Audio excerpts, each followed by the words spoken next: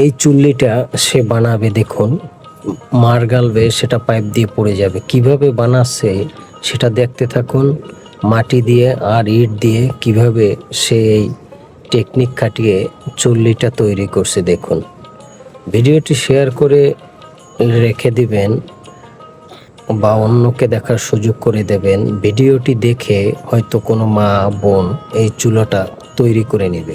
চুলাটা কিন্তু দেখতে অসুন্দর, সুন্দর একটা চুলা। দেখুন কিভাবে সে আস্তে আস্তে চুলাটি তৈরি করছে। ভিডিওটি শেয়ার করে অবশ্যই অন্যকে দেখার সুযোগ করে দেবেন, সে পরবর্তীতে বানিয়ে নেবে।